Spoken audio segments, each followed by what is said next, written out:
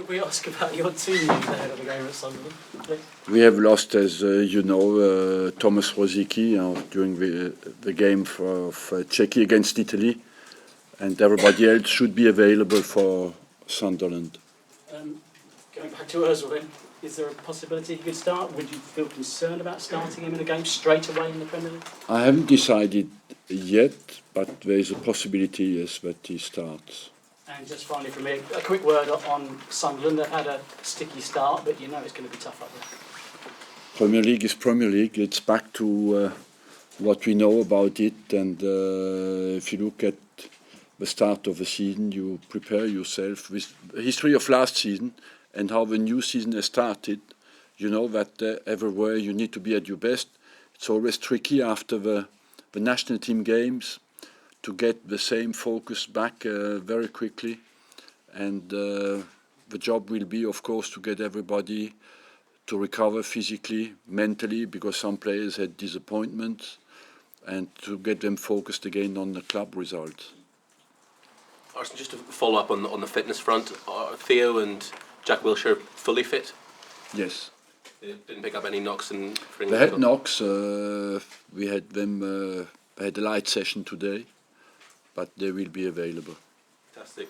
To go back to Mesut as well, can you give us an idea of how hectic transfer deadline day was, or was it all under control? Were you fully calm that it would happen?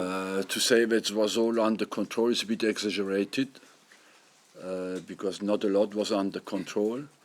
But I told you 2 or 3 days before, I looked a bit lonely when I said that I was optimistic. But in the end it happened, and I thought we had a chance to do it, a small one, but we worked very hard on it until the end. It was very complicated in the end because the timing was short. But on Sunday, when I came to the Tottenham game, just at 2 o'clock, I thought we will manage to do it. Before the game, I knew we were 90% there. Did it jar with you slightly spending that amount of money, or was it? No, not at all. There's 2 things that are completely different. One, I fight for the teams to spend the money they have made, and not the money they have artificially earned.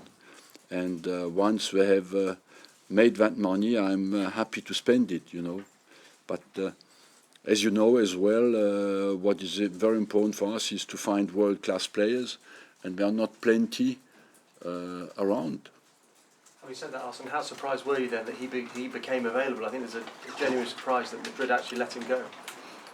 Honestly, I think it was linked with the Bale transfer, you know. I don't know exactly what happened inside the club in Madrid. Was it down for financial reasons? To financial reasons, was it down to the fact that when they bought Bale, they had Isco, and who did they had to let maybe somebody go? I was surprised, yes. And is this a statement by Arsenal going out and paying this amount of money? Of course, we had to go through some years. When I signed a long contract, I knew that we had to go through some years where we had restricted financial potential, and the target was to stay in the top in the Champions League during this period, and we managed to do it. We are now in a stronger position financially.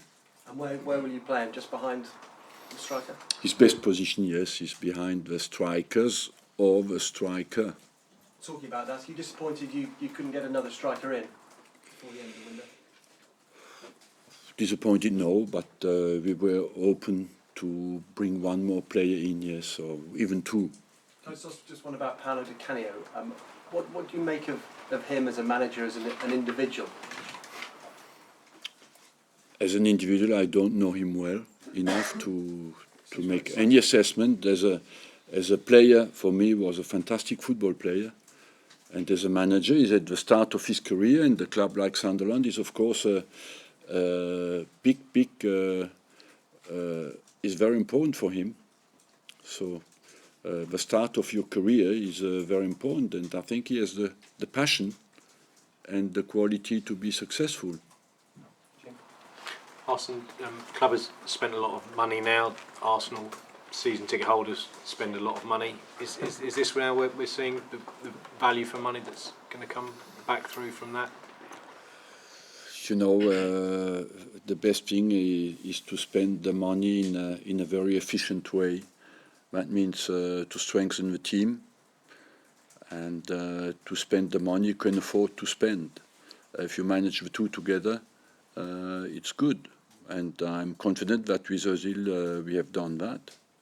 Been some reports over the weekend when I spoke to you before the international break about your own future. Is that something now that you're going to is going to be more of an issue for you about getting that settled, your own future past the end of the season? My own situation? Yeah. But we are not in a hurry, you know. We are in September. My contract finishes in June. It's a long way to go. Last one, James. Are there more talks planned about your future? No. There's no need to plan, you know. I said many times that I want to do well for this club, and at the end I will sit down and think how well have I done with the team I had, and that has to be sufficient for me to decide yes or no. So will it basically be how well this team does this season that will determine whether you stay or not? That's of course one of the main judgment you can have about the manager is to how well he does with his team. And just on Ozil, would you describe him as your biggest ever signing? I'm not talking about the money. I mean more in terms of his. You can only, you know, can only judge about the money. Of course, that's mathematical. You can say it's biggest ever signing. About quality players, it's difficult to compare. But we had some big signings before.